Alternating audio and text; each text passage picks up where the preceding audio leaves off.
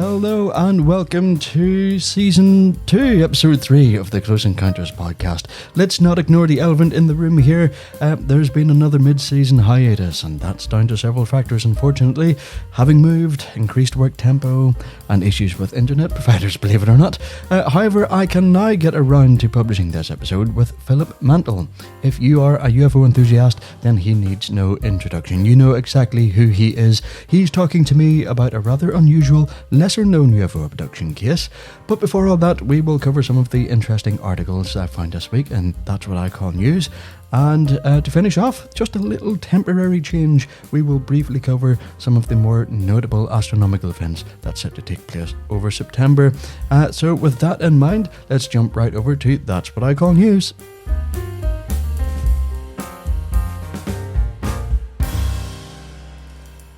Yes, that's what I call news. This is one of my favourite things to do, actually. I like to find weird and interesting articles that might be of interest to you. And we'll start off by going to unexplainedmysteries.com. Aliens definitely exist, says the head of India's space program. In a recent podcast, Sridhara Somanath, head of the Indian Space Research Organisation, or ISRO, expressed his firm belief in the existence of alien life. He stated, absolutely, without a doubt, and emphasised that while he has no proof, his conscience tells him that aliens exist. Somanath suggested that advanced extraterrestrial civilizations could be observing Earth, likening our planet to a zoo for these inquisitive visitors. However, he voiced concerns about potential dangers if humans were to encounter alien life forms. He explained that life on Earth is interconnected, but alien life might have evolved differently, posing significant risks due to incompatible genomic or protein structures. Somanath warned that contact between the two life forms could lead to one dominating and potentially destroying the other, unless aliens recognise our differences and choose to remain separate. Well, we struggle with that on Earth as it is already. Hopefully these extraterrestrials can do a little bit better than that. Moving over to futurism.com. NASA claims the discovery of an invisible electric field around the Earth. An international team of scientists, including those from NASA, or Never a Straight Answer, has discovered a weak planet-wide electric field around the Earth, first hypothesized decades ago. Using data from NASA's Endurance mission, which launched in May 2022, the team measured minute changes in the electric charge at an altitude of 477 miles. This ambipolar electric field may have significantly influenced Earth's evolution and could aid in the search for habitable planets beyond our solar system. The field, initially theorized in the 1960s, was linked to the polar wind, an outflow of charged particles from Earth's poles. The Endurance mission's sensitive instruments confirmed the field's existence, showing that particles are launched into space at supersonic speeds, driven by an outward force much stronger than gravity. This discovery enhances our understanding of Earth's ionosphere and suggests similar fields might exist around other planets like Venus and Mars. While that might be news to some, I'm sure I've heard that somewhere before, probably relegated in the realms of conspiracy theory, which is now another thing proven to be fact. Let us visit thedebrief.org, where they claim the Pentagon appoints a new director for its official UAP investigation branch. Now, the Pentagon's All-Domain Anomaly Resolution Office, bit of a mouthful, or the AARO, responsible for investigating unidentified anomalous phenomena, or UAPs, has appointed Dr. John T. Kolofsky as its new full-time director. Dr. Kolofsky, who holds a PhD in electrical engineering from Johns Hopkins University, brings extensive experience in quantum optics and cryptomathematics. He succeeds Tim Phillips, who served as interim director since October 2023, following the departure of the office's inaugural director, Sean Kirkpatrick. The AARO's mission is to detect, track, analyse and manage UAP incidents using the highest scientific and intelligence standards. The office aims to conduct its investigations with transparency and shared awareness, addressing the long-standing stigmas and secrecy surrounding UFO reporting by military personnel. Interest in UAPs was revived in 2017 when major news outlets revealed that US government agencies had been investigating aerial phenomena. This renewed focus led to the establishment of the AARO in July 2022. The office's efforts include implementing new guidelines for military personnel to report sightings, overcoming previous stigmas that hindered official UFO reporting. And I'm sure you remember the videos that were leaked, which showed the very peculiar Tic Tac UFO, which really got this discussion started and taken more seriously by the mainstream news agencies. Very interesting indeed. Moving over to the unexplainedmysteries.com, again, remote mind control now a reality after scientists invent a new device. Scientists at South Korea's Institute for Basic Science, or the IBS, not irritable bowel syndrome, have developed a controversial device called NanoMind, or Nanomagnetogenetic Interface for Neurodynamics, another bit of a mouthful, that can remotely control specific brain regions using magnetized nanoparticles and magnetic fields. Now, while this technology represents a significant breakthrough, it also raises ethical concerns about the potential for misuse in controlling human behavior. In experiments with mice, the device successfully increased maternal behaviors by triggering brain areas linked to nurturing instincts. Director Sean Jun-woo from South Korea's Center for Nanomedicine claims this is the world's first technology to freely control specific brain regions using magnetic fields. He envisions its application in advancing research on brain functions, artificial neural networks, brain-computer interfaces, and treatments for neurological disorders. However, the implications of such technology are unsettling. The ability to manipulate brain activity remotely could lead to unforeseen consequences and ethical dilemmas, especially if it falls into the wrong hands. As promising as it sounds, the path to practical and safe applications remain fraught with challenges and potential risks. And that's all for the news. Let's move on to the interview.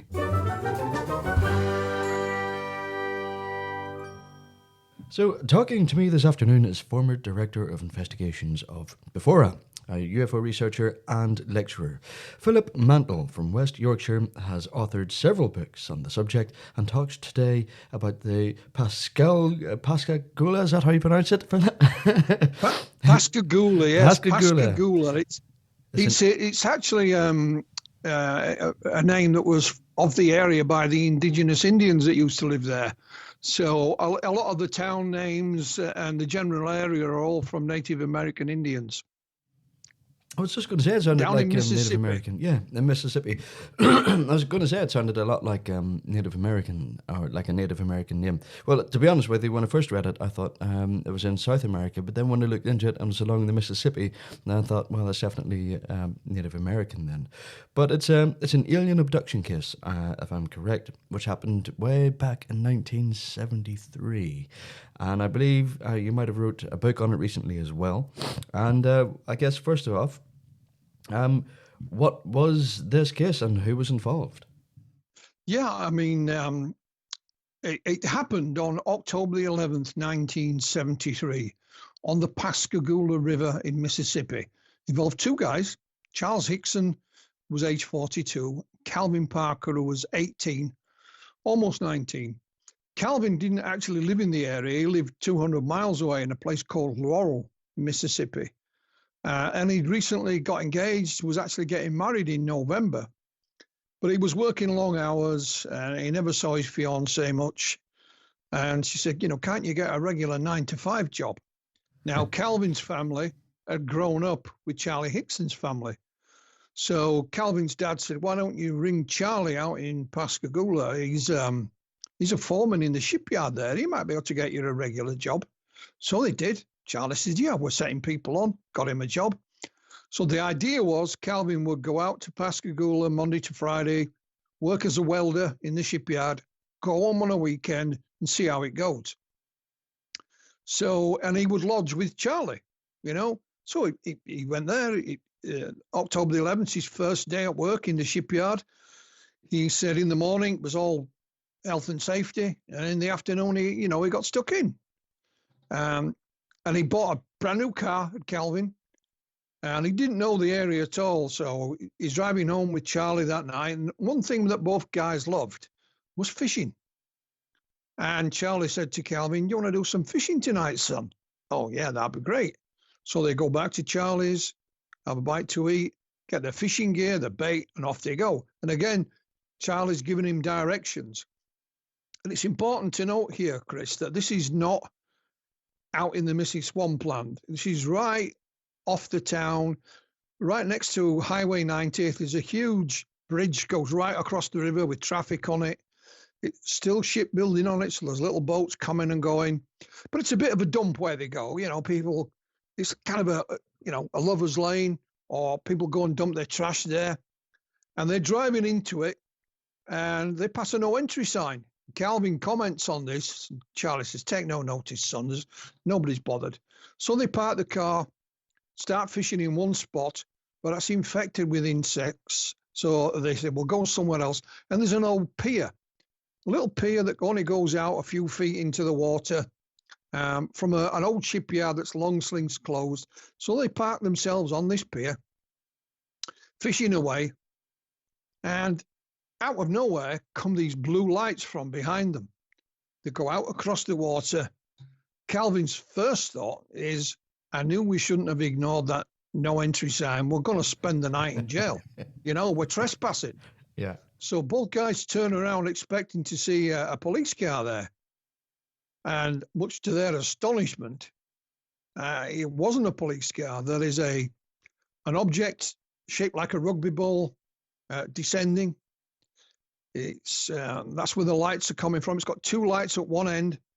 It stops about 2 feet above the ground, and an opening appears next to where these two lights are. And the light is even more intense coming out of this opening. Both gentlemen had to shield their eyes. And out of this opening comes these three humanoid figures.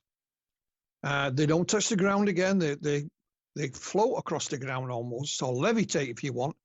About 18 inches above the ground, described as being bulky in appearance, about 5 feet tall, head, no neck, long arms with mitten or pincer-like appendages.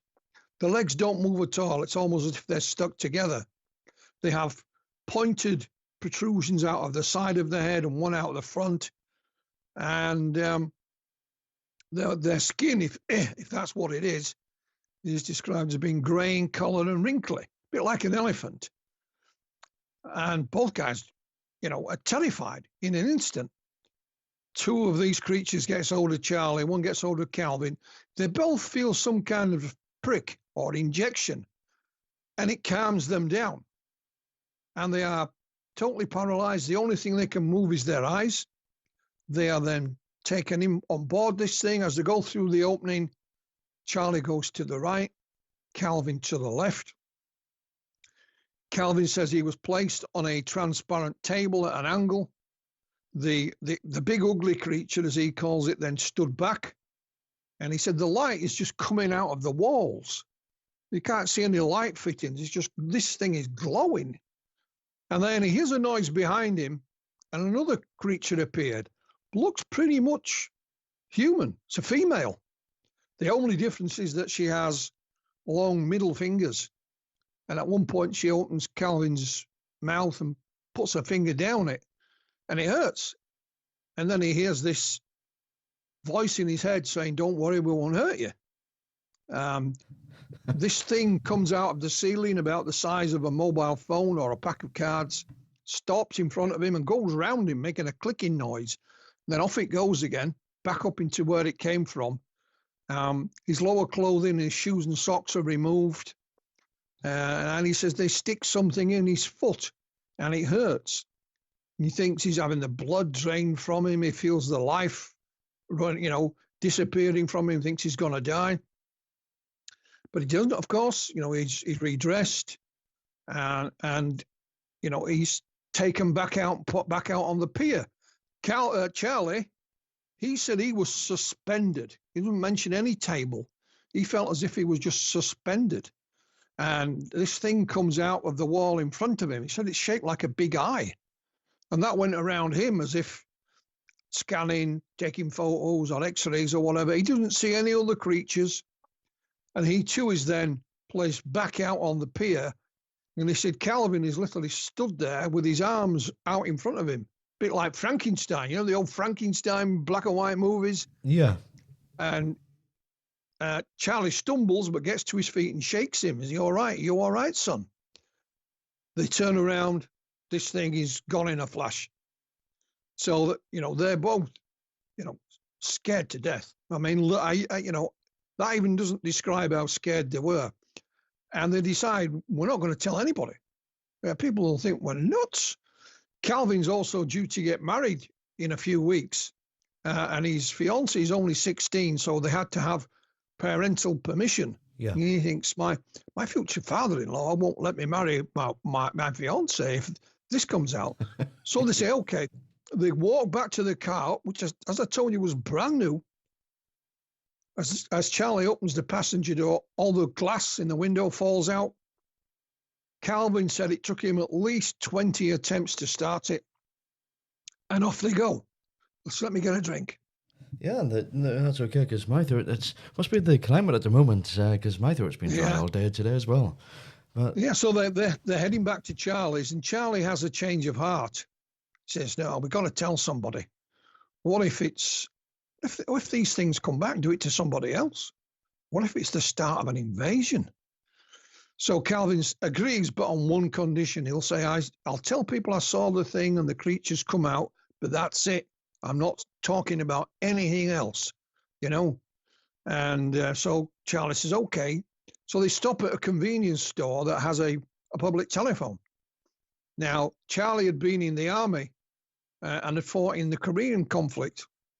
So his first instinct is to phone the nearby Air Force base at Keesler. So he does. And they just say, we're not in the UFO business anymore. Phone your local authorities. So Calvin's in the car saying, forget it, let's go. So Charlie says, no. And he rings the police. And they patched him through to Jackson County Sheriff's Department. And he tells them what's happened. They send a car out and escort them into town. Both Charlie and Calvin are given a severe warning. If this is some kind of stunt, you're going to be in big trouble. You've got some jail time coming. So they're both interviewed separately by Sheriff Fred Diamond and his deputies. They're then placed in a room together with a desk next to them. The deputy opens the desk and closes it again and says, I'll be back in a minute, guys. So about 5 or 6 minutes later, the deputy comes back, takes something out of this desk. It was actually a tape recorder recording what Charlie and Calvin were saying together. And the deputy and the sheriff think, they'll be laughing and joking on this tape. But they're not. Calvin is literally crawling up the walls. And so, the deputy and the sheriff have a change of heart. I now tend to believe them. So they say, get yourselves off home, guys. We won't say anything to anybody. So they go home. They don't say anything. Calvin gets all his clothes, puts them in a plastic bag and throws them in the bin. He then gets a shower, but then he uses bleach to wash himself. They both go back to work the next morning in the shipyard. And there's a few extra cars around, but nothing out of the ordinary. They hadn't been there long when they're summoned to the boss's office. And he said, what the hell are you two been up to? They said, the phones won't stop ringing. There's journalists outside. So they tell their boss. And they're given, the boss said, well, if you need it, you can use our company attorney. But the sheriff comes and they said, you need to go to the hospital to have a checkup. So they're taken to the Singing River Hospital, given the once over, they're fine. But while they're there, somebody mentions radiation. The hospital can't check for that. But Keesler Air Force Base can. So the sheriff rings Keesler and they said, yeah, bring them out. So they go, they're escorted to Keesler Air Force Base, which is rather ironic because they turned them down the night before. They check for radiation, get the all clear. But they say, while you're here, gents, why don't you come and tell us what happened? So they do. And they didn't have a tape recorder, but what they did have is a stenographer, like you have in a courtroom. And we have the complete transcript of that conversation that day. They were unredacted. Similarly, we have the secret tape, as it became known, at the sheriff's department. So off they go back home again. The following day, which is the Saturday, two scientists arrived, Dr. James Harder and Dr. Alan Hynek. Hynek is the man who invented the term close encounters and worked on the movie with Spielberg, of course. Yeah. They check him over. I'm cutting a long story short. Before Hynek departs, he holds a press conference. So these two guys are genuine. Please treat them with respect. And off they go. Calvin goes home. Like I say, his home is 200 miles away. He hasn't been home long when he ends up in the hospital with a bit of a breakdown. He gets married, and he wants nothing to do with this. He nothing at all. Charlie, on the other hand, Chris, he felt this was something special, and he embraced it. And he would go on talk shows, speak at UFO conferences, whatever. Calvin, on the other hand, it cropped up now and again, usually at Charlie's insistence. There might be people listening tonight who might remember the 80s TV show, The Hulk, with Dr. Bruce Banner, and he was chased by a journalist. And every time the journalist caught up, he would move to a new town, out of the way. Well, Calvin did that in real life, So in 1983, Charlie wrote his book with a chap called William Mendez. It's called UFO Contact of Pascagoula. Fascinating read. I started Flying Disc Press, my own publishing company, in 2015. Charlie Hickson had already passed away in 2011. But I got the rights to republish his book. Yeah. And I've been at it a couple of years, and I thought, well, I wonder if Calvin Parker's still around. I couldn't see any obituary of him, so I assumed he was. So I set out to find him, and I did.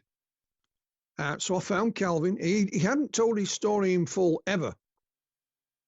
And I managed to get him on the phone. He was pleasant, but, clearly wasn't going to tell me an awful lot. But what I didn't know, Chris, is just a few weeks before I contacted him and his wife had been at a friend's funeral. And as they're coming out of the funeral home, Calvin signed the book of condolence. And as people who come behind him, they notice his name, and it's like, wink, wink, nudge, nudge. That's the alien guy. And, Calvin's not happy with this, but his wife, Waynette, says, look, I'm sick of this. Why don't you write your own book and tell everybody what happened? And then everybody knows then. So he says, yes, darling, of course. Yes, I'll do that. He had no intention of doing it, Chris. So I think it was on my second phone conversation with him. He told me this. And I said, well, I tell you what I'll do, Calvin. I'll send you a contract and you can have a look at it. And he said, well, I don't trust people, Philip. I said, well, look. And we reached an agreement. He said, right, I'm going to write my book.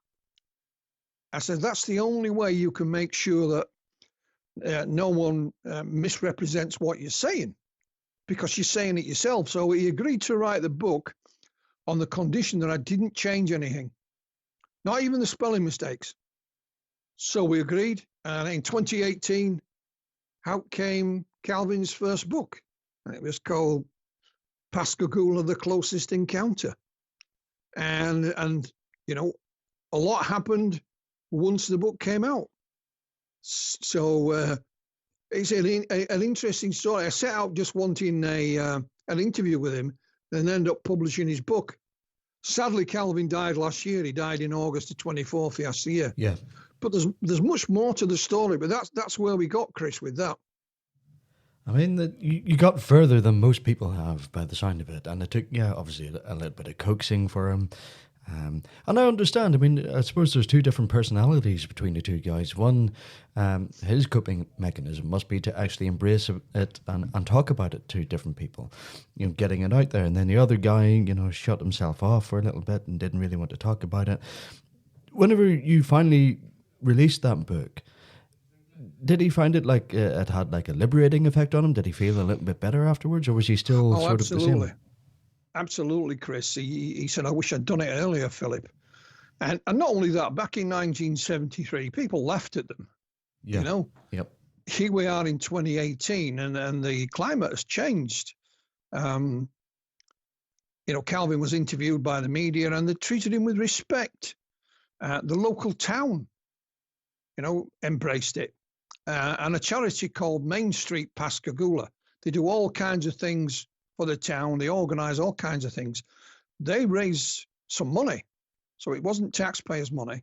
And in 2019, they placed an official historical marker at the scene of this incident, and it was availed officially by the mayor. So the town itself had embraced it, and they now class it as part of the town's history. And Calvin, felt as if a big weight had been lifted off his shoulders. And him and I became good friends. We would speak regularly on Skype, exchange emails, but other things were going to happen that we never expected. It's a massive turnaround for him after having that, I would say. The book released, and I'm glad that he found some sort of solace before he passed away last year. A little bit of peace, which is more than what he deserved. I'm glad that he had some sort of good outcome for it. Well, Calvin was interviewed by many people, but one local lady called Karen Nelson, local journalist, she was a bit skeptical. She met up with Calvin and interviewed him, and she recorded it on video as well. So she made a little 8-minute documentary, and her article went online, and halfway down the article, you click on the video and watch that as well. At some point, Chris, somebody took that video and put it on YouTube, and there's lots of comments underneath it. And I'm reading the comments, and there's one person said, "My mum and dad were on the opposite side of the river that night. Oh my God. They too saw the UFO." Yeah. I thought, hellfire. So I found this person. It was a young woman. And I said, "Could you put us in touch with your mum and dad? Will they speak to us?" And she said, "I'll ask." And she come back and said, "Yeah, they'll speak to you." And this was a Mr. Jerry Blair and Mrs. Maria Blair. So I phoned them up and spoke mainly to Maria. And Maria said, yeah, she said, "We were on the opposite side of the river that night because my husband worked offshore. He serviced the oil rigs out in the Gulf of Mexico. And there was a boat there to take him out, but his boss was late. So we're sat in the car waiting for his boss." And she said, "I've seen this blue thing come down the river." She said, "It was almost like it was using the river to navigate, And it was opposite us, and it was flying around rather erratically. And she said, "I know there's no landing strip there." She knew the area. And then they decided, her and her husband, to walk down their own pier and put his belongings on this small boat. As they walk, you have to remember, this is about 9 o'clock at night. It's dark. She said there's a huge splash in the water next to her. And out from the water comes this grey man. That's how she described it, a grey man. And it's right up in front of her face. Scared the living daylights out of it. It went back in the water and didn't come back up again. She ran up to the boat, threw her belongings, onto the boat. And when she turned around and went back, it was now midnight.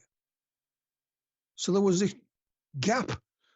And so she was very experienced the missing time as well then? Well, it seemed she didn't notice it at first, She was just terrified out of her wits.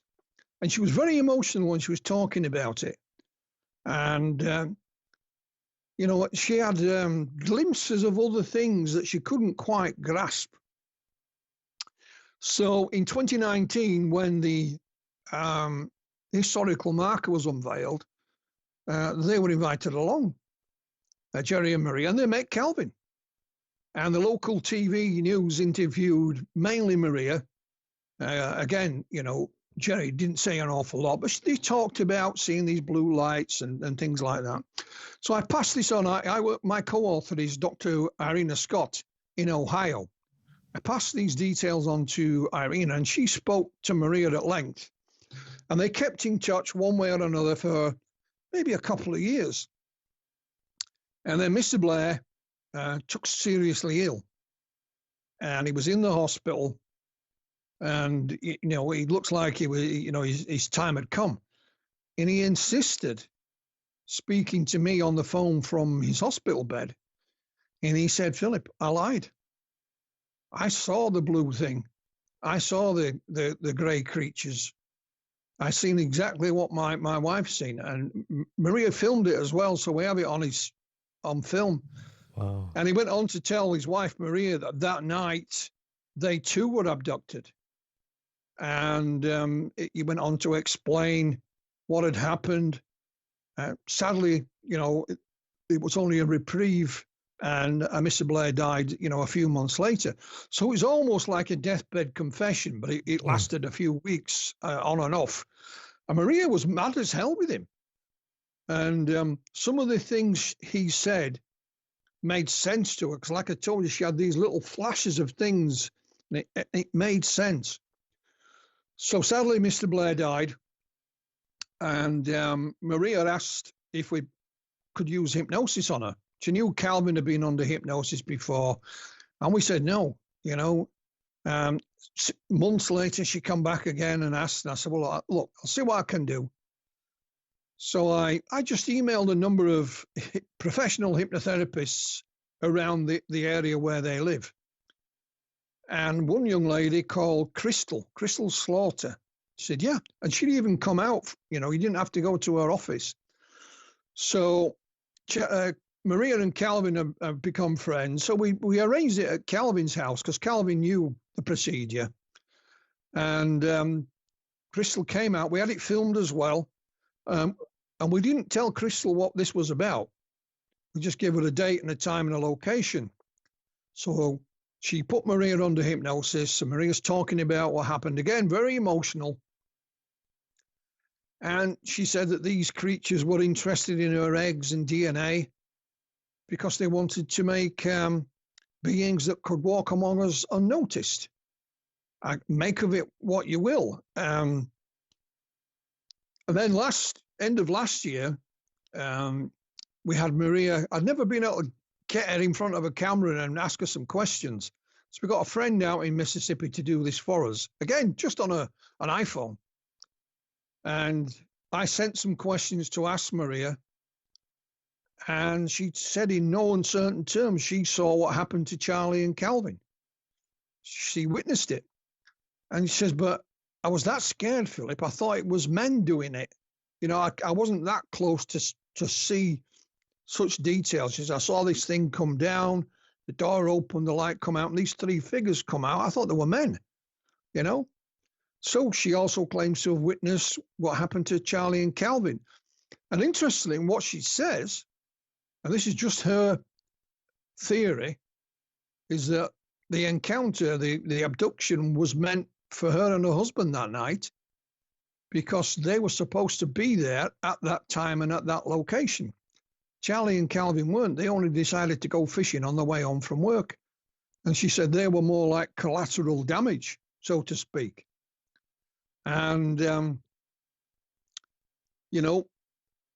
make of it what you will, Chris. It was something none of us expected. Calvin felt vindicated, because he just turned around and said, well, I told you so.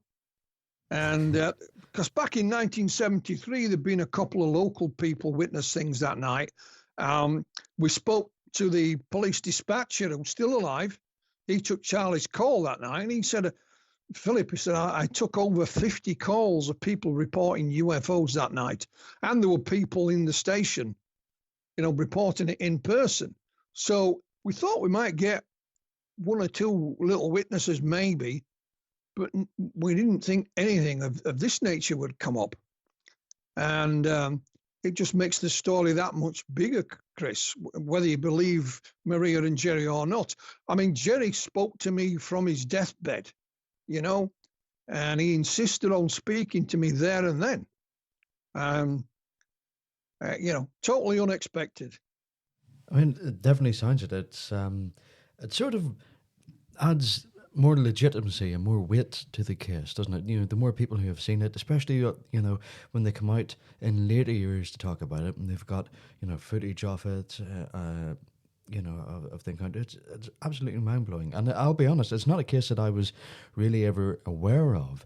The only thing that sounded similar, or, so somewhat recognizable to me, was the description of the creatures that were seen. And, the sort of elephant skin and the pincers. Is that the, the elephant men? And that would be termed, or is that something different? And I suppose something different. I mean, we've searched through everything we can lay our hands on to try and find something similar now, and we can't locate it. What we must remember with the Blairs, they didn't step forward. Had their daughter, it was their daughter, youngest daughter, had she not made that comment on YouTube, and had I not read it, we'd probably never have heard from them. Yeah. And just to add to it as well, I'll give you another example. Calvin was doing a book signing in the town one day, him and his wife, Waynette. And an elderly gentleman with white hair stepped up to, "Can I have a book, Mr. Parker? Here's my $20, whatever it was. Sign it." And as he's walking away, he says, "Oh, I saw that thing that night." But of course, we had no idea who the hell he was. And but luckily, somebody had been taking photographs. And we have a picture of this gentleman buying the book. So put it on social media. A couple of days later, a lady contacted me. She said, "I know who that is."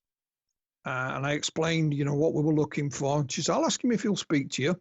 She came back, said, "Yeah, his name is Mr. Lewis Lee." So I phoned Lewis, spoke to him. And on that night of October the 11th, 1973, he too was on the opposite side of the river. But he was working. He was in the shipyard. And he was a crane operator. And he said, "Philip, my cab is about 10 or 12 feet off the ground. You've got a great view." He says, "As soon as I got in it," he said, "I could see this darn thing out across the river." He said, "I've never seen anything like it in my life." And he watched it for a good few minutes. And then his colleague down below shouted at him. I don't know if he got something on the end of his crane or whatever. But when he turned back, it had gone. So I said, "Did you tell anybody?" He said, "Well, I told my family." I said, "Did you report it to anyone?"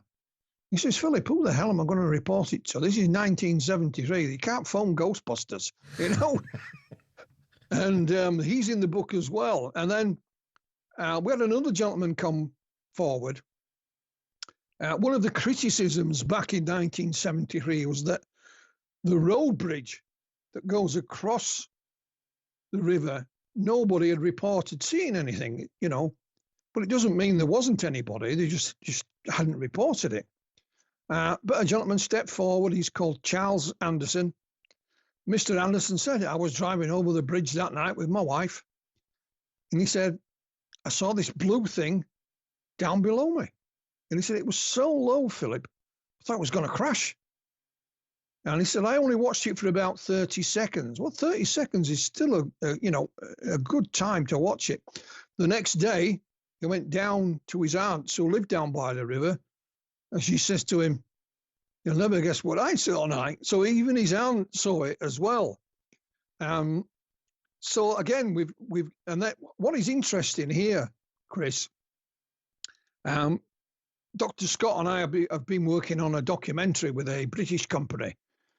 And they were out filming last year, and they interviewed Mr. Anderson. He was one of many witnesses interviewed. So Mr. Anderson put a little post on Facebook, just been interviewed. And, there's some comments underneath it.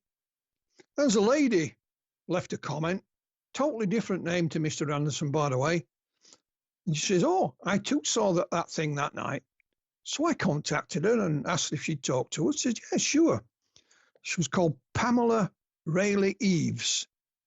And she says, on that night, she says, "I was going upstairs to put my children to bed. And I went to close the bedroom curtains, and our view is out over the river." And she said, "I seen this blue thing." So we thanked her for it. But what we later found out is that her and Mr. Anderson are actually cousins. And she didn't realize he'd seen something, and he didn't realize she'd seen it as well. So if you're standing on the pier, facing out into the water, you more or less got straight in front of you, the other side of the river, the shipyard with Mr. Lee. Just to his right, you've got the Blairs on the pier. To the left, you've got the motorway bridge with Mr. Anderson on it. And to the right, you've got Mrs. Eves. So we can kind of almost triangulate where this thing was. And it's right where Charlie and Calvin were, you know. And it just kept building from there. It's this is probably one of the few UFO cases where I can honestly say that it really does feel like the real deal. And well, a lot of them do, but what adds sort of credibility to this is the amount of people who've come out after it's been reported and said that they've actually seen it, and all the descriptions match. It's absolutely incredible. I don't really think I've ever heard of anything like this before. It's usually like, not at all. Yeah, it's usually I've seen it, and then, well, who else has seen it? Well, no one else has seen it pretty much, unless they were, Betty and Barney Hill, for example, together at that point. But a question just popped into my head, actually, and it makes me think back to Damien DeMar's episode that I recorded a couple of weeks ago. And he mentioned that people who tend to be abducted or taken away, they have Rh negative blood. Do you know the blood type of anyone No, who I was don't. involved in this? I don't know. I mean, we interviewed the doctor who examined these two guys the day after. But we tried to get a medical report, but they're long since gone. Similarly with the sheriff's department and the police, the records from that night are gone because they were all lost in Hurricane Katrina. Oh, wow. Which brings me to an interesting point. So when I started working with Calvin on his book, what I said to Calvin was, have you got any photographs, documents, anything? He says, no, they're all gone. You know, a house was under 12 feet of water. He still lived down by the river. Yeah, he didn't even have any pictures of his children as youngsters. They're all gone. So one of my jobs was to look for documentation, look for photographs. And of course, Hynek was there. And later that same year, Hynek founded the Center for UFO Studies. Hynek died in the mid-80s, but the Center for UFO Studies is still in operation. Yeah. So I contacted them amongst many people, and I said, have you got any files? They say, oh, here you go, Philip. Send me a PDF file. Mostly newspaper cuttings, but nonetheless, we were grateful to receive them. However, right in the middle of this stuff was a one-page typewritten, so it's written on an old typewriter, and it's entitled Puncture Wounds. And it's dated October the 13th, so it's 2 days after. And what it describes is Charlie and Calvin stripping down to their underwear and just been given a once-over. And it says, inverted commas, puncture wounds were found on Charlie Hickson's forearm, on Calvin Parker's foot. Now, go back to Calvin's account. He said, well, I'm on this thing, they take my shoe and socks off, stick something in my foot, and it hurts. Charlie also said when these creatures got hold of him, he felt a pinch in his arm. Yeah. And it said on the bottom of this document, photographs attached. Well, there were no photographs. So I said to Calvin, who the hell give you the once over? He says, that was Dr. Harder. He wasn't a medical doctor, but he just had the foresight to say, let's have a look. About 2 years later, the same gentleman who sent me this file emailed me, unexpected. Hi, Philip. I've been searching through some files today and I come across these. I wasn't looking for these, but I'm sure you've got them anyway, but I thought I'd better send them. And hey, presto, it was the photographs to accompany that particular document. So here you have Charlie Hickson's forearm with these marks on it, on the inside, and Calvin Parker's foot. And we know who's who because they're photographs and somebody's written it on the back. And the photos were scanned back and front for us. So here you have Charlie and Calvin back in 1973 saying, we felt these minor injuries, if you like. You have Dr. Harder writing about them, and then Dr. Harder taking the photographs of them. And they were released in our book for the first time. They'd never seen the light of day anyway, Chris. And they are minor injuries. I'm not going to try and exaggerate. They're not some kind of laser precision scars. They are minor injuries, but nonetheless, The minor injuries that they talked about right from the very beginning. So we have a physical link. There's a physical component to this encounter as well. Yeah. And, when the photographs came, my wife thought there was something wrong. So I was just sat at the screen staring at them, thinking, hellfire. Or words to that effect anyway, Yeah.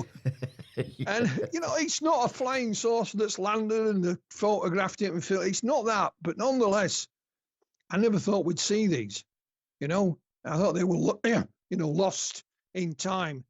But here they were. And they're in the book. And to think that you might have been the first person not directly involved with this to see it, that must be a real privilege to be able to see it and then bring it to the forefront of the world for everyone else to be able to see and sort of give more credence to what happened. It must have been an incredible feeling. Well, yeah, I mean, we didn't, Irina Scott and Dr. Scott and I didn't set out to write a book. We started to interview these people, and there's more than what I've told you about. And we'd write articles about it. Well, I said to Irene, it can only write so many articles, And we ended up with so much information. We said, we'll put it in a book. And we had a working title. But then one night I was sat watching a courtroom drama at home. And they said on it, you've got to prove beyond reasonable doubt. And it went, bang. Yeah. I emailed Irene and I said, I think I've found the title for our book. And she said, yep. So the book is entitled Beyond Reasonable Doubt, The Pascagoula Alien Abduction. And what we say in it, we present everything we found, Chris. We haven't omitted anything. We believe that if we took all of this information and all of these witnesses into a courtroom, we could prove beyond a reasonable doubt that something extraordinary happened that night. We're not going to say it was an alien abduction. Got to call. Somebody said, well, you're calling it alien. I said, well, you've got to call it something. And that's what these experiences are known as, And we reckon we could prove something, out of the ordinary took place. And I stand by that. But what we've done is we allow our readers to be the jury, so to speak, and they can draw their own conclusions. We haven't gone down any particular track. Somebody said, you're trying to confirm they're being abducted by aliens. I said, well, you obviously haven't read the book. You've just looked at the title. That's not what we're doing. And I know people say, hypnosis is of no use. I understand that. It was Maria that wanted the hypnosis, not us. So we did it. And had we not published in the book, there is the entire transcript of her hypnosis and some photographs. Had we not published it, people would say, if they found out about it, would say, well, what are you covering up by not publishing it? So you can't win. We had the opportunity to hypnotize Calvin again and film it. And same hypnotherapist. So now the hypnotherapist knows the subject matter. So what I did, Chris, I gave her a few questions to ask. And the first question I said, ask Calvin while he's standing on that pier with his rod out and he's lying in the water, he's watching the world go by, just to describe what he sees in front of him. What's the scene? Nothing's happened yet, they just started fishing there. So Calvin does. He says, there's the motorway bridge over there, cars going over it. There's a little boat going out to sea. He even tells me the name of the boat, and it's a company name. And then just at the end, when he just says, oh, and there's a couple of figures on the other side of the river. Now, I posed the question, and I don't know the answer. Is this the Blairs? Yeah. Or is it somebody else? Or is it somebody or something else? I don't know. But it was just a little tiny thing. Had you not been listening correctly, you'd have missed it. Because I was transcribing it at the same time, so I had to listen carefully. And all that, again, the full transcription is in the book. I asked Calvin, it's made me laugh. I said, Calvin, is hypnosis of any use to you? He says, no. I said, why? He said, because I can remember it all anyway, Philip. So it's all in there, and for me, Chris, I've been involved 40 plus years in this subject. My first book was called Without Consent, and I interviewed abductees the length and breadth of the UK. Sadly, nobody in Ireland, simply because I didn't know anybody to interview. Had I done, I would have gone. And I don't know anything that comes anywhere close to this particular incident, and it's a matter of details that are involved. An amount of witnesses. I did an interview a while back, and somebody said, well, how many witnesses are there? And I honestly didn't know, Chris. So I got the book out and I went through it, and we've got roughly about 40 witnesses. From in and around the area. We've got some a couple of days before, some a couple of days after, but the bulk of them are around that night, in and around the area. My colleague, Dr. Irina Scott, has interviewed them all on the phone, literally. And since the book came out last September, I think Irina's interviewed 4 possible new witnesses that we haven't published yet. What also happened was we'd say, right, the book's finished, and then something new would crop up, and we put it in. So in August of last year, I said, that's it, Irina.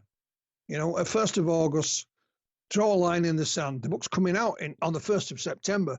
No sooner had we done that when a lady by the name of Chelsea Norton Prince contacted me. She runs the Ocean Springs Historical Society in Mississippi, and they have a Facebook page, and she put a couple of posts on there about Calvin. She'd even met him and bought a book, and one of her members contacted her and said, I have 2 boxes of papers that used to belong to Charlie Hickson. She said, my mum and dad bought Charlie's house in 2011 after he died, and these boxes of stuff were just lying around. She says, do you want them? So Chelsea says, yes, please. Then Chelsea knew what I'd been involved in. She contacts me, do you want them? And she scanned them all and sent me them on a USB. And it's a fascinating little insight in time, Chris. For example, there are hand-drawn sketches by Charlie Hickson of the UFO. It's never seen the light of day. One of the things that really did befuddle the guys, because you hear them talking about it on the secret tape, is this opening that appeared. It wasn't a door opening, it wasn't sliding, it just was not there 1 second, it was there in an instant. So the whole UFO was mesmerizing, but what added to it was this opening, how it appeared. And, in these sketches, Charlie is trying to draw this opening as well. And there's letters in it from people like Betty Hill and others. What I also found in them, there is a letter from a NASA physicist. And he said, I asked my bosses at NASA to investigate your case, and they declined. Now, what I did, because on this gentleman's letter, there's nothing redacted, his name and address is there, and I thought, it's unlikely he's still alive, but I wrote to him at that address. And I've not had a reply, but the letter's never been sent back either. So, make of it what you will. Yeah. But it is a fascinating little insight. And then when we go back to the incident, the other scientist that was there that day is Dr. James Harder. James was actually sent by a UFO group who were the most prominent at the time. They were called APRO, the Aerial Phenomena Research Organization. And they came to an end, I think it was in the 1980s. But they had, tons of files, reports, tape recorder, you name it. And there was a couple down in Arizona who wouldn't let anyone have access to them. I spoke to them both. They were very nice, but they obviously weren't going to do anything with these files. It seemed to me that they had so many files that they weren't in any order. So to try and find something would be almost impossible. Yeah. So the female of these two, called Tina, she passed away a couple of years back. Her partner was called Brian. I tried again, got nowhere.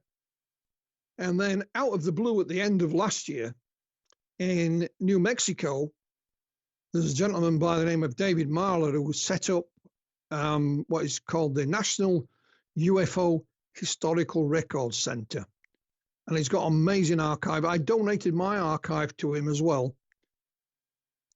And out of the blue, David releases a press release that he has acquired the APRO files from Brian.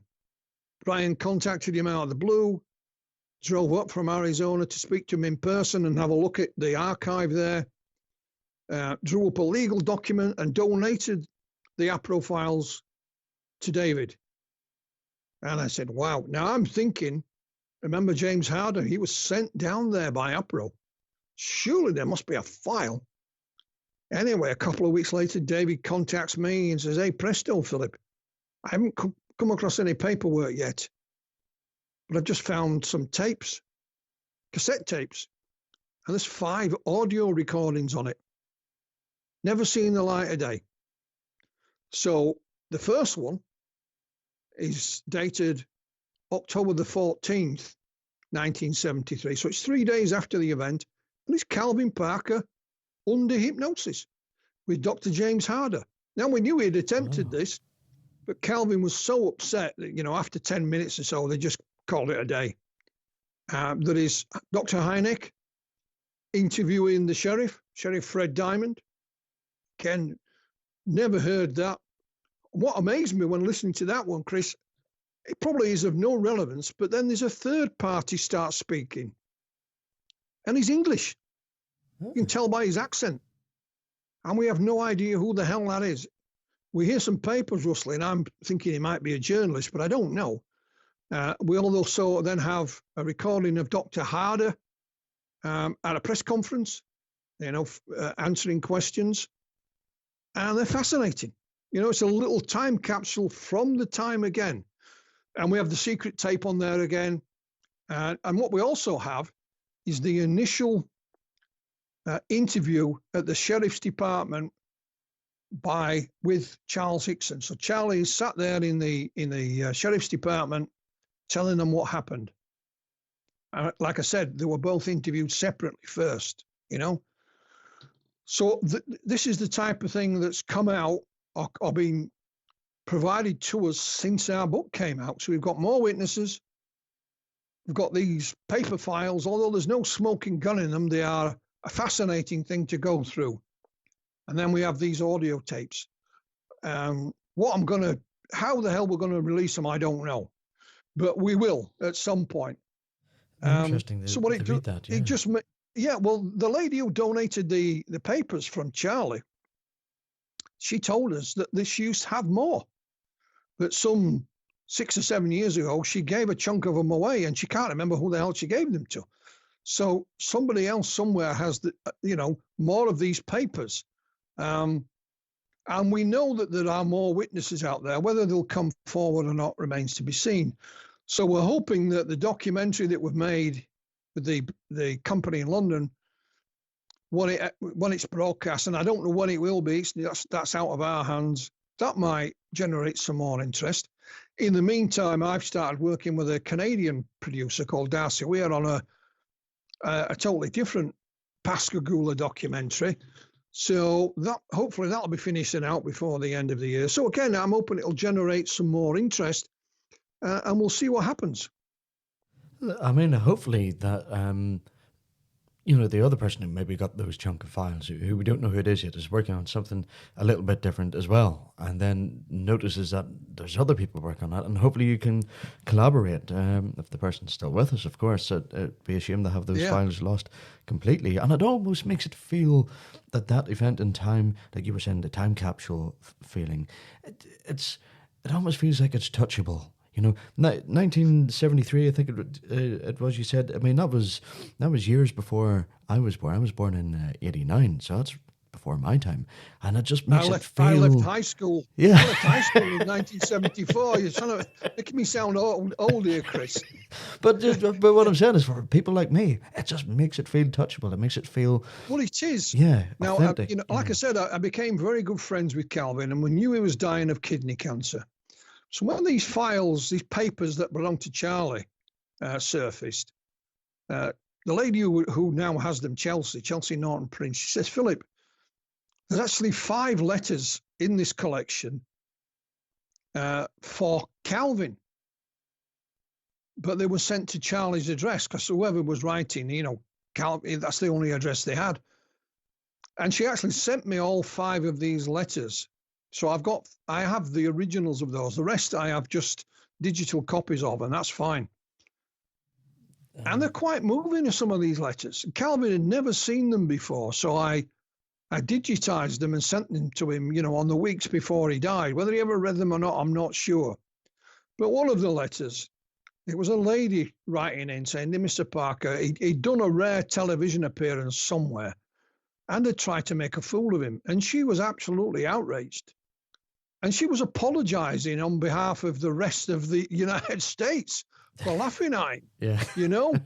And I did a little obituary about him when he died, and I used these letters in it, and they all became quite apt because here we are back in whatever year it was. He's been made a fool of on the television. Skip forward, to today, and he quite the opposite. He's being treated with dignity and respect, and there's even a historical marker in the town embracing it. I mean, they take it serious. They would take it more serious nowadays, and I think it's because the mainstream media are taking it more serious now recently, aren't they? So everyone else is paying credence to it as well. Absolutely. It's just it's a shame they didn't have that mentality back then. It might have coaxed them to come out. They both a little bit, sooner and more detail about it, and maybe we wouldn't be having to track down all these files that that have sort of been scattered. It might have been a bit easier to investigate. Yeah. Well, one of the things that bothers me, if you like, is that back in the 1970s, if you wanted to contact somebody, how did you do it? You either telephoned them, or you wrote to them, or you went in person. So here we have Hynek and Dr. Harder, extremely, prominent researchers at the time. Hynek's the Close Encounters man. Yeah. But yet, we have not found any paperwork. I think I've got one letter to Hynek from another researcher talking about the case, but that is it. So where is all the paperwork got? It must be lying around somewhere, and it's like the 2 boxes of Charlie's papers. I'd been in touch with Charlie's son. He didn't know anything about them. In fact, Eddie, his son, is interviewed and is in our book. I contacted their grandson. He said everything's lost. So it just shows you that with a bit of diligence and a bit of detective work and being nice to people, it's amazing what you can find. But it also makes you greedy, Chris. You want it all then. We know there's other stuff out there, and there must be, and I want it. And I wanted it all before Calvin died, but sadly we didn't get that far. So I'm confident in the months that come that something else will crop up. I don't know what, I don't know where, I don't know when, but this case just keeps expanding, without any help from us, it just does. So where we'll end up next, I don't know, but we shall see. And it's interesting, and it just seems to grow more and more legs, doesn't it? And hopefully more information does come out, and more witnesses come forward. It's a lesson for all of us. Yeah. I'm not being big-headed, Chris, or anything like that, but for example, everybody knows about Roswell. Yeah. But there is virtually zero paperwork about it. Nothing. So everybody who was at Roswell, as far as I'm aware, is now deceased. So again, what you should be looking for is things that are lying around in somebody's attic, the basement, the garage. Might have been one of the servicemen there at the time writing home to his mum, for example, and just mentions a couple of lines about it, as you know.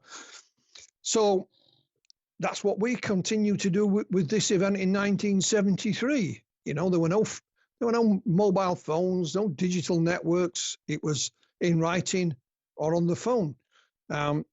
Like the police dispatcher who took all the calls that night said, I entered them all in the logbook, Philip, and handed the logbook in at the end of my shift. Well, the police station was hit by the hurricane, and all their files were gone. You know, I mean, just gone. Same with the hospital. So, but you know, we remain optimistic, and it's just the case has just got more and more fascinating. It's all started with just tracking Calvin down. I mean, the case was dead and gone, Chris. Yeah. You know, I was contacting people in Mississippi and they'd never heard of it, which was a great shame. And it started from just wanting an interview and has ended up where it has now. I mean, Calvin was interviewed locally, nationally, internationally. He went to speak at a few UFO conferences for the first time and loved it. Was due to come to England to speak, but that's when his illness first started and he couldn't, you know, his flight and everything was booked, but he just couldn't make it. It was too poorly. Yeah. And of course, you know, the environment's changed. They treated him with confidence. Now, what is really, I don't know if I'm going to use the word spooky, but my colleague, Dr. Irina Scott, she's retired now, but she has a very long background in science. Her CV is half a page long, Chris. You know, she puts me to shame. She really does. Now, on that night of 11th of October, 1973, she was away from home. She lived in Ohio, still does now, but she was 600 miles away in Missouri. She was studying for her PhD. And her mother phoned her. And she said, have you heard that noise? She said, what are you talking about, Mother? She says, there's been this huge sonic boom. And a couple of days later, her mother rings her back and said, you know, people have gone nuts here. There's been all these UFO sightings. People are keeping the children in. And Irina thought, I don't know what you're talking about, Mum. Anyway, a few years later, she's back in Ohio working at the university there. And for whatever reason, this sonic boom popped up into her memory. And she said, I thought I'd go in the library and see if there were any newspaper cuttings about it. It's just because they kept, you know, physical copies of the newspapers. And within, you know, 15 or 20 minutes, she actually found one. And it mentioned this sonic boom. And so Irina started investigating it. She even worked with one of the state's seismologists on it. And she even had a scientific paper published somewhere about it. This sonic boom was covered an area of about 1,000 miles long and 500 miles wide. And she could find no rational explanation for it. It wasn't an airplane, it wasn't a meteorite or whatever. And it happened on the same night as Charlie and Calvin's encounter, October the 11th, 1973. So we put that in the book as well. Whether it's relevant or not, Chris, I don't know. But, you know, it does give Irene a link to the event, although she didn't know about it. And she knew about the case. But the reason I asked Irene to work with me, because I'd be phoning people up, getting the wrong time, you know, because it's across the Atlantic. And there's this strange sounding fella from across the ocean trying to talk to us, you know. And so I'd published a couple of books by this time that Irina had written. And I said, do you want to come on board? And the first people she interviewed were Mr. and Mrs. Blair. And she's interviewed all the witnesses since then. But she investigated this sonic boom. And she's confident that it is the second loudest noise ever heard on Earth. And whether it's got a connection or not, you know, you be the judge. Absolutely fascinating. And it must, you would think it would tie in some way, surely. It must do. Massive coincidence if it doesn't, you know. But, you know, again, to think that this all started off from you reaching out for an interview, or just establishing contact, and then all this information that has never seen the light of day has come out because of your efforts. It's incredible, and it is a massive, massive achievement, I must say. And well, there's lots more, Chris. We've only touched the tip of the iceberg. I'll give you a little bit of an example.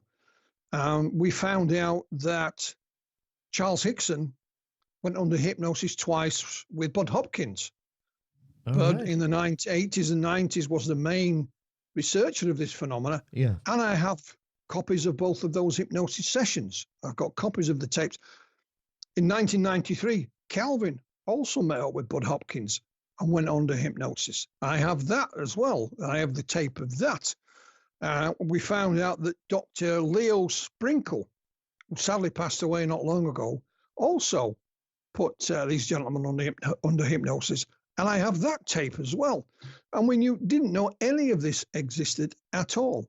And it's nice to see in Charlie's papers that we have, there's a letter from Bud Hopkins. Charles Hickson and Bud Hopkins even appeared at like a little one-day conference in the Pascagoula area. I think it was in 1989 or 88, somewhere around there. So they both shared the podium together. And, when you listen to these tapes, it's really fascinating, irrespective of whether you believe that hypnosis is a useful tool or not. And I'm trying to transcribe them. And here you have, for example, Calvin Parker with a real Mississippi accent, And then you've got Bud Hopkins from New York, so he's got a New York accent. And you've got me from the north of England trying to figure out what the hell they're saying at times, And I had to, for one, Calvin talked about seeing this tag on the license plate of a car. I had no idea what the hell a tag was. So in the end, I just, transcribed it. And in the end, I had to ask him, and it's a little thing they have, and it tells you which state the car's from. It's a tag on their license plate. Calvin said they went to a tiki bar. And I thought, what the hell's a tiki bar? And he says, it's a bar called Tiki. And it was done out a bit like, Thailand or whatever inside with fake palm trees and what have you. And he just laughed. But when I got the Bud Hopkins tape of Calvin, I said, do you want to listen to it? He said, yes, please. So I sent him the file. And he actually downloaded it and put it onto a CD. And I have to remember, Calvin has been traumatized all his life by this thing, literally. And it was weeks and weeks and weeks and weeks before he plucked up courage to listen to it. And he sat out on his porch one night with his wife and put it on and listened to it. And he said, there's a point on it, Chris, that even made me shiver, because Calvin screams. And I mean screams. And when you listen to a grown man screaming, it does kind of send a shiver down your spine. Yep, 100%. And again, we've got all these tapes and all the recent stuff that's come out, and we just don't know how to make them available, because they're not 5-minute recordings, Chris. They're an hour and a half, whatever. So we're contemplating what to do with them. We want to make them available to the public, but we don't want to put them online and somebody abuses them and steals them and puts them here then and uses, makes a mockery of them. So we're thinking about it anyway. At some point they will be made available. Hopefully so. I look forward to hearing it anyway. Again, we didn't know any of this existed, Chris. Nothing. We didn't know any of this existed. And Calvin had just forgot, because I said to him, did you ever go under a lie detector test?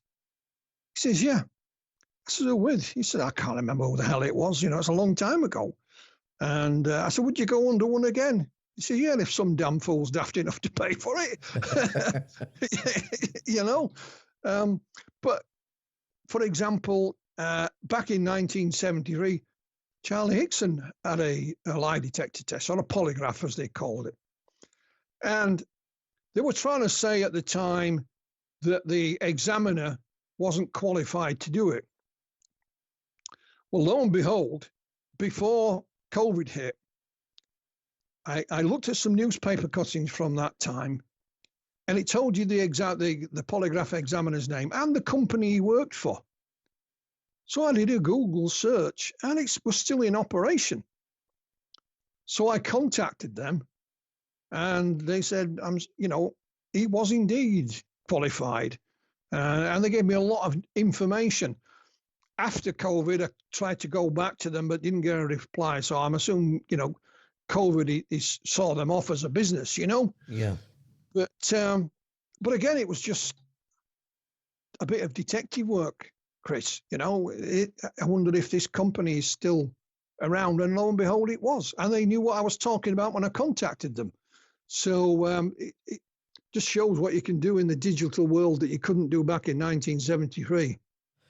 Yeah, I mean, imagine if we didn't have the internet and we didn't have all this communication, and didn't have somebody who had, taken an interest in it.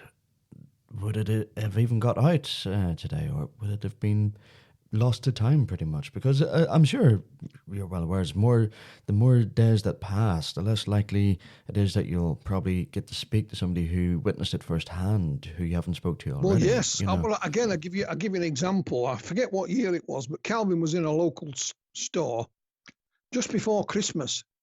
And a chap said, "Is it Mr. Parker?" He says, "Yeah." And Calvin vaguely knew this guy. He knew his face. And he said, "I just wanted to say, Mr. Parker, I saw the UFO that night. I'd like to tell you about it." So Calvin says, "What's your name?" He says, "Right." He says, "I'll tell you what you do. We'll meet up after Christmas. Well, tell me then." "Oh, great. This gentleman passed away over the Christmas holidays." Yeah. So, so some of the witnesses are of an age now, Chris, and I mean, most of them have been absolutely amazing.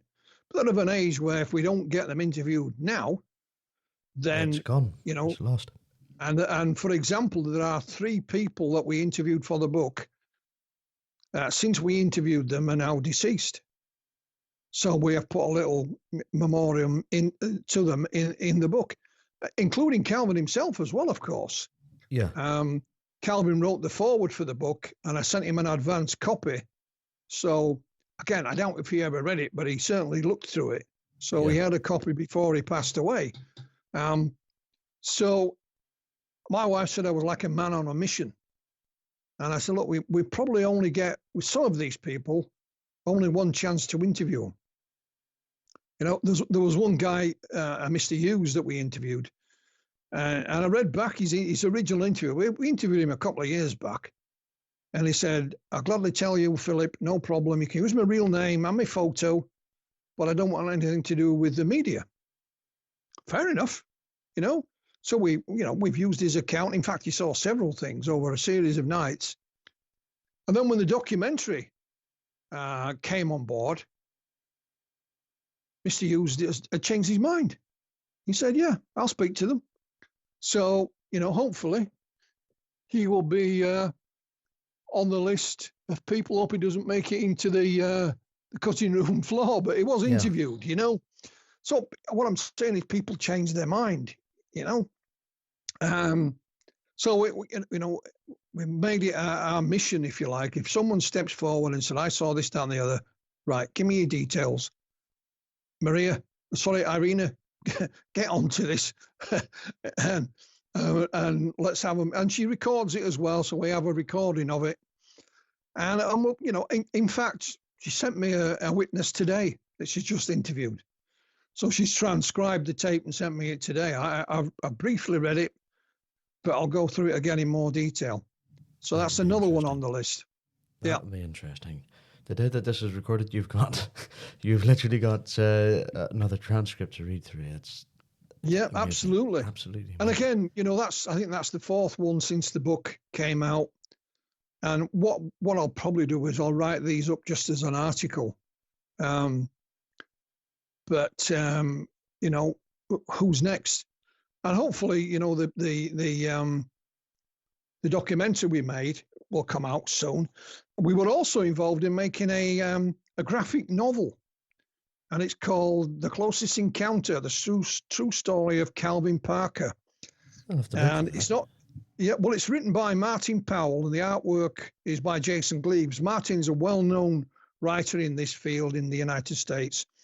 Jason is an artist here in the UK and an author. I've published his books, but I provided a forward. Calvin was involved in it, and we wanted to take it to a different audience, Chris. And I've got it in front of me now, and the artwork is just tremendous. It tells the story in graphic detail, no pun intended, you know.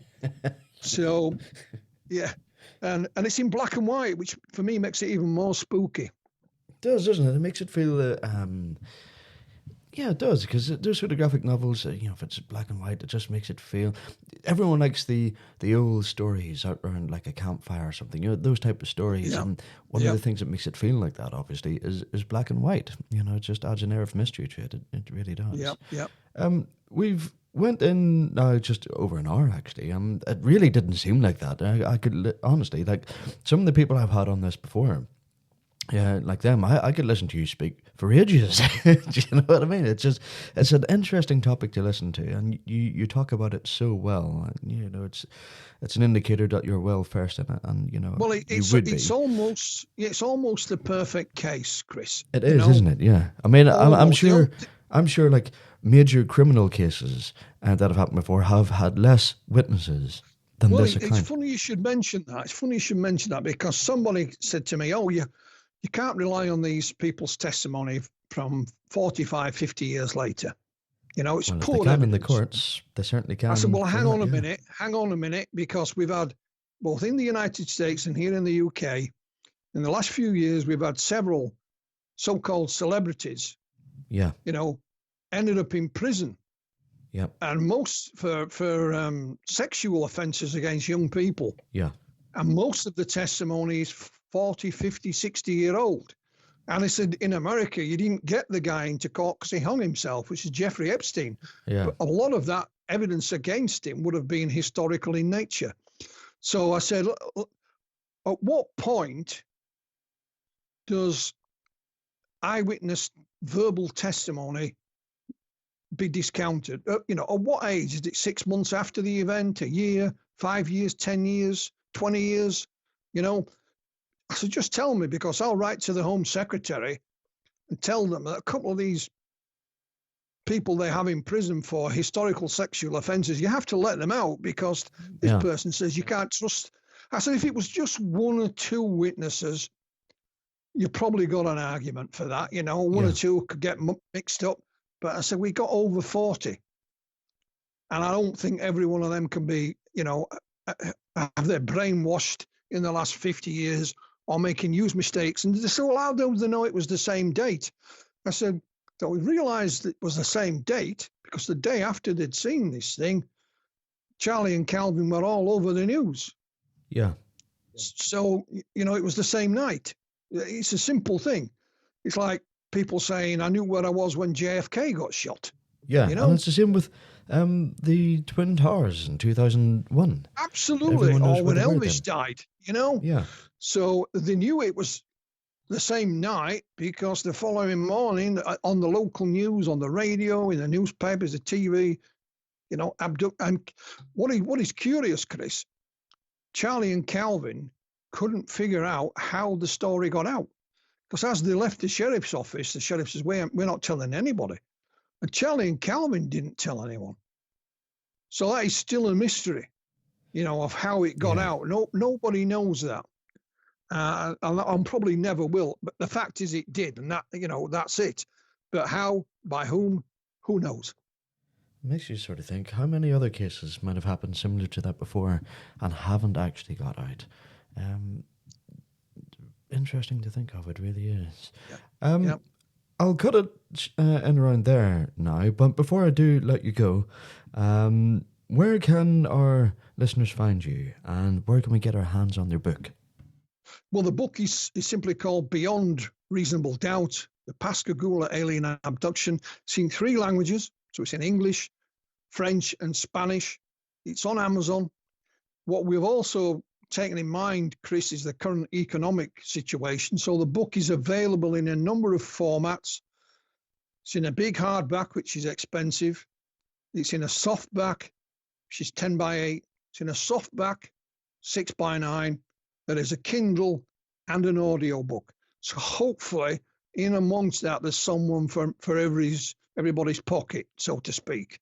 So that's on Amazon. You'll find me at Flying Disc Press, Disc with a K. I'm on Facebook as well. So is my colleague, Dr. Irina Scott. I do use Twitter or X or whatever the hell he's going to call it next, but I don't put a lot on there. I'm just on it. So Facebook is the best way to find me. If you find my blog, Flying Disc Press, you'll see links are down the right-hand side of it to all our other books. They're all there. You just click on them. It'll take you straight to Amazon. And that's it. Well, I'm easy enough to find. Chris, you found me. So Definitely I'm here. Easy enough to find, 100%. And do you know what? People don't have an excuse. They can go out and find it quite easily now. It's on lots of other formats, audiobook, Kindle. I use Kindle quite a lot. And I mean, you're well known in the UFO circle, that's for sure. So anyone can find you very easily, I guess, just by searching your name. Listen, Philip, thank you so much for speaking to me this afternoon. And after a few delays, I managed to get to speak to you, but here we are. Thank you very much for taking time out of your day to speak to me, and be well, and we'll speak soon. My pleasure.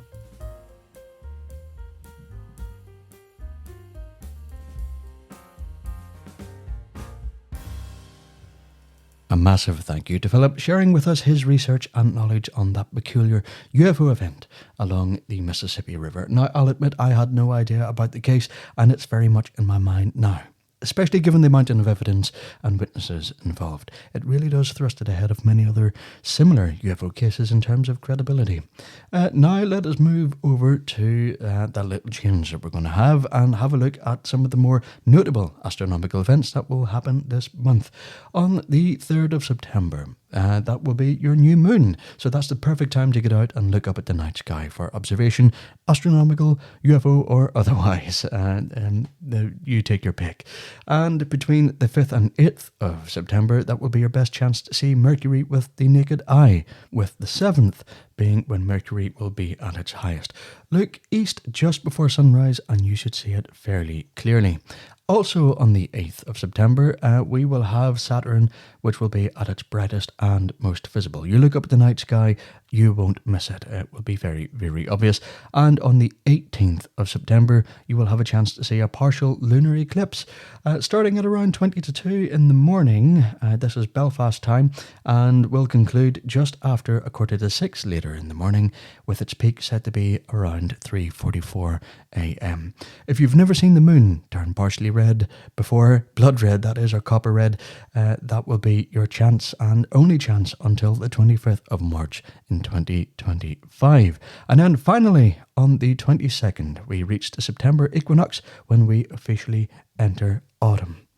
Listen, that concludes this episode of the Close Encounters podcast. I hope you've enjoyed listening to it as much as I have enjoyed making it, and I hope you've made it all the way to the very end. I'm Chris McMurray, and I look forward to talking to you in the next episode. See you then.